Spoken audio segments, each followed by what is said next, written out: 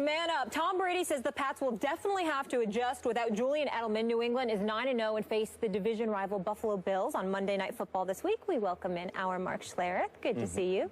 Thank you. Thanks for joining us. Please tell us, how vulnerable are the Patriots without Edelman? I think this, just the statement by Tom Brady was, if you really listen to it, it shows you the greatness of the New England Patriots. Basically saying you're just not going to plug somebody in to take his role, but we're going to do what we do with the guys that we have and put them in positions, not the Julian Edelman position. So many teams think that, hey, we're going to plug in, Danny Amendola, and we're going to have you do what Julian Edelman does. No, you're not, because Danny Amendola can't do what Julian Edelman does. That guy in the slot is an absolute freak show, and I'm talking about Julian Edelman. He's nasty. I mean, he gets after people. He's one of those guys that's fearless across the middle. There are very few of those guys that that can do that, but it goes to show you the mentality of the New England Patriots. We're not going to ask somebody to come in and be Julian Edelman, because there aren't any Julian Edelmans. What we're going to do is put our guys in the best position based on their skill set to have success. Will there be a drop-off? There's three people on the New England Patriots that you look at, three players that you look at that are irreplaceable. Tom Brady. I mean, you can't replace him.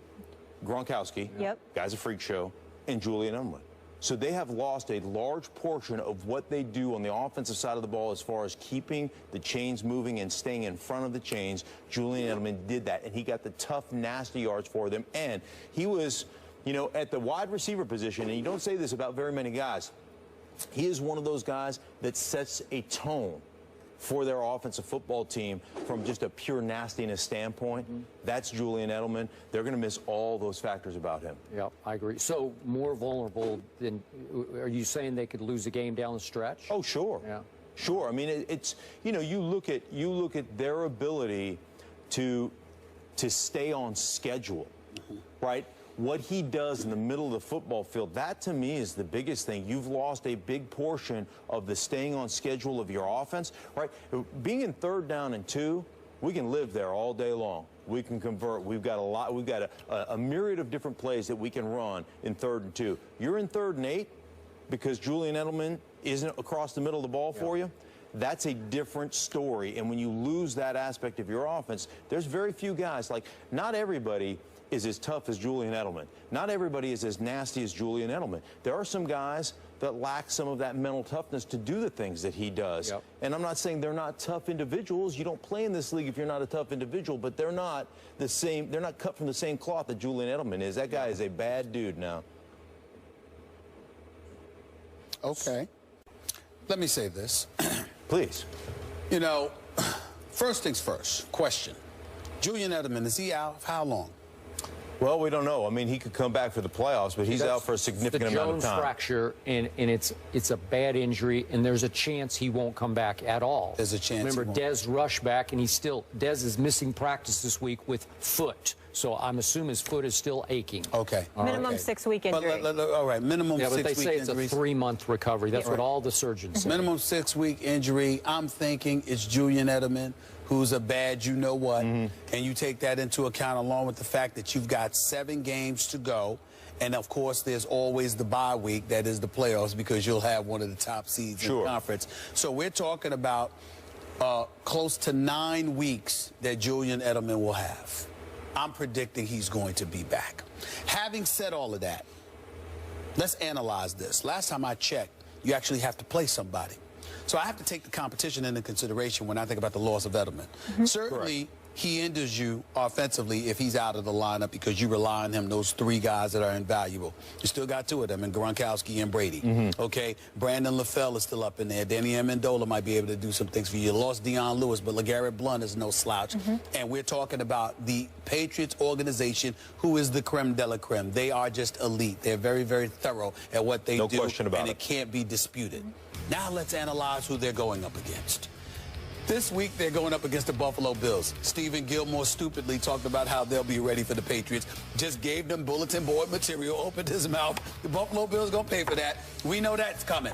After that, you got the Denver Broncos. Osweiler's your quarterback now, not Peyton Manning. I'm sorry, I don't believe for 1 second that Brock Osweiler is going to beat the New England Patriots. I just don't see it. I don't see it happening. The Philadelphia Eagles. Well, Mark Sanchez might be the quarterback there, or Sam Bradford, not Bradford. I think that's a win. And then we got the Houston Texans. Oh my goodness, I'm so touched. They got Brandon Whedon now. Did you see the news? Did you see the news, Larry? I mean, it's Brandon Whedon now.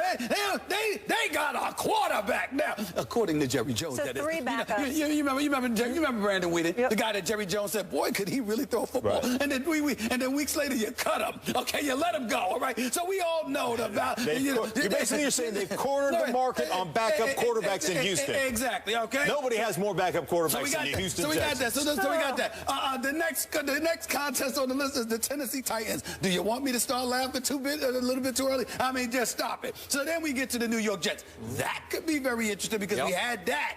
We had that on the schedule as a potential loss for the New England Patriots, particularly the New England Patriots squad without Julian Edelman. But this is an AFC East rivalry. They do like going up to New York and ruining their day. Not to mention the fact you're talking about the New England Patriots, who are an elite organization, who knows how to make adjustments. And more importantly, they'll sit around and they'll be like this, hey, you know what? This is what we have to do to win this particular game, and the defense can overcompensate. They can compensate, rather step up and compensate, because they can say, look, they're not going to be what we customarily see them being, because this is a defense that has playmakers. They can make things happen with Ninkovich and the crew. And then last but not least, you're at the Miami Dolphins, which could or could not be a very interesting situation. So what we're talking about here is the New England Patriots maybe losing a game. That's really what we're talking about here. The debate is whether or not they're going to go undefeated or not. But I think the loss of Edelman will be minimal, because I think all of those games are winnable, and he'll be back for the playoffs. Right. I think I agree with you in this. I don't think it's really going to affect their schedule that much from the standpoint of wins and losses. I still think they're going to win. I said it weeks ago. I think they're going to win out.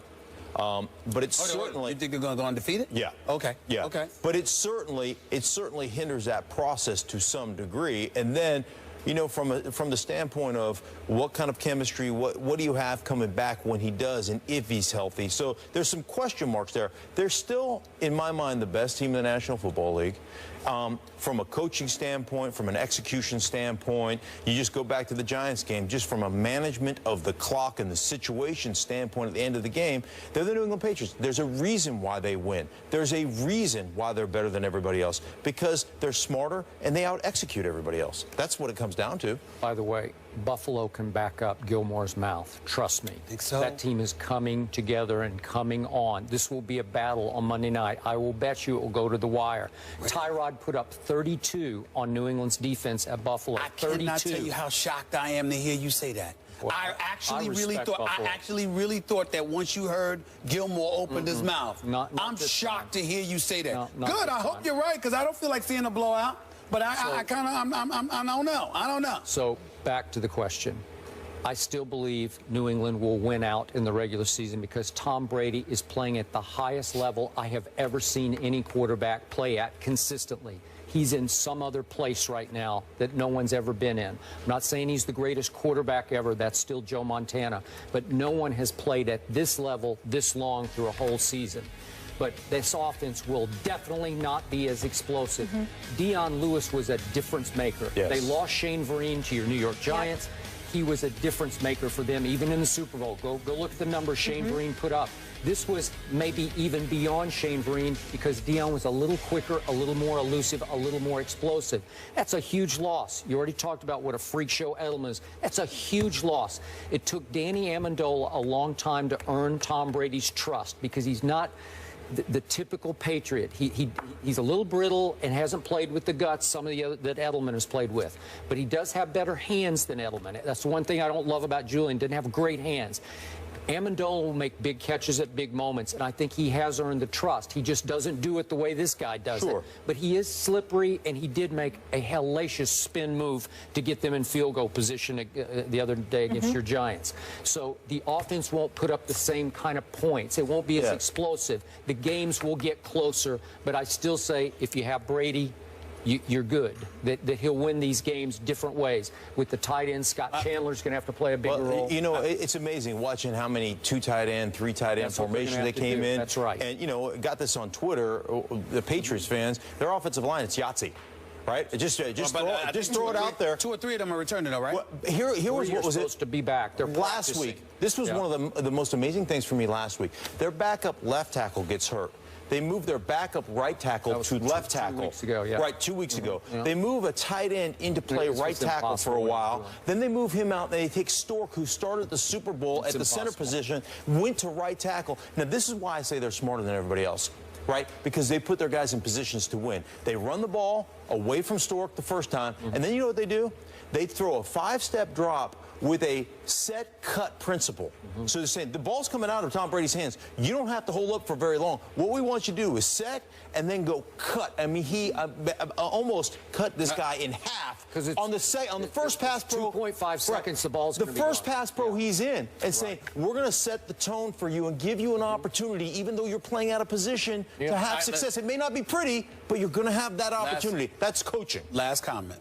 If what you two say about Julian Edelman's value comes to fruition, I believe the Jets beat them on December 27th. They're going to have a real shot. That's the game. I would have said the 29th, but Peyton went down. But I ain't picking Osweiler to beat the if Edelman is what you say he is, and I know you know, I'm telling you right now, I think the Jets have a chance to knock the Jets. The Patriots come in there 14-0. And the Jets knock them off. If they don't throw a bunch of smoke screens on 3rd down and 4 and 4th down and 2 with man coverage, that's true. Right? If they don't do that with the gimpy wide receiver who's got a bad ankle, that's right. When you got a guy whose forehead's made of rebar and concrete and Chris Ivory in the backfield, then maybe you got a chance. That's right. But you can't, you know, you can't continue to make the same stupid mistakes that you made in the game against Buffalo on Thursday night. Fair enough. Let's take it to the streets. Here's what the people had to say. We asked you earlier in the show which undefeated team is more likely to lose their first game this week. The results are in, and I swear we did not fix this. Listen to this. The Panthers, 38.2%, and the Patriots, 38.2%. That's unbelievable. Okay, I was more excited than you guys. Whatever. Mark, thank you so much for being with us. I appreciate Thank you. I'm just celebrating like myself, Johnny Manziel style. Moving on, the NFC West leading Cardinals are flying high in the desert, but do they have the potential to be super? We'll handicap Arizona's chance of playing in February. That's coming up.